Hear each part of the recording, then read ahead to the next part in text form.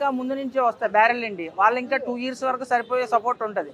ఏ యుద్ధం ఏదో Epstein ఫైల్స్ని close చేయడం కోసము ట్రంప్ ఆడిన నాటకం ఇది. ఇదే మహా అయితే ఒక 1 month కన్నా ఏమి ఉండదు. ఈ 1 month కోసం మీరు గ్యాస్ కోసం ఆందోళన పడాల్సిన అవసరం అయితే లేదు.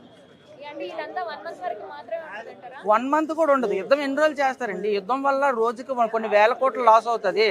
ఇప్పుడు అమెరికాకి గొప్ప అంటే అమెరికా డాలర్ పెరుగుతూ ఉంటుంది. అమెరికాకి యుద్ధం కూడా పార్టిసిపేట్ చేసిందంటే అమెరికా డాలర్ కూడా పడిపోతుంది కదా. మరి డాలర్ పడిపోయినప్పుడు యుద్ధం ఎందుకు చేస్తారు? ఎప్స్టైన్ ఫైల్స్ని దాన్ని సైడ్ చేయడం కోసం ట్రంప్ ఆడిన నాటకం ఇది. అంతే తప్ప ఇందులో ఏం లేదు. అంటే ఆయిల్స్ కూడా లైక్ పెట్రోలియం డీజిల్ వీటి రేట్లు కూడా పెరుగుతాయి అని క్యాన్లు తీసుకెళ్తున్న పరిస్థితులు కూడా చూస్తున్నాం వీడియోస్. అవన్నీ సోషల్ మీడియాలో ట్రోలింగ్ కోసము వీడియోస్ కోసము చేస్తున్నారండి.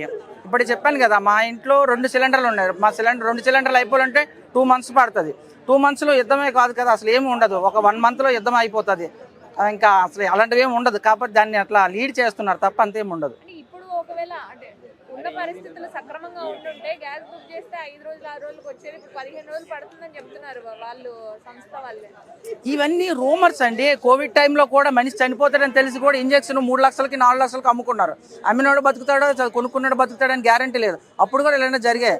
అంటే ఇండియాలో ఏమంటే మీకు ఎగ్జాంపుల్ చెప్తా.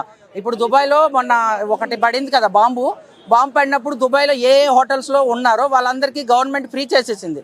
అదే ఇండియాలో పుల్వామా అటాక్ జరిగినప్పుడు అక్కడ ఉండే హోటల్స్ 5,000 ఉంటే 20,000 చేశారు. హోటల్ ఫ్లైట్ టికెట్ 10,000 ఉంటే ₹1,00,000 చేశారు.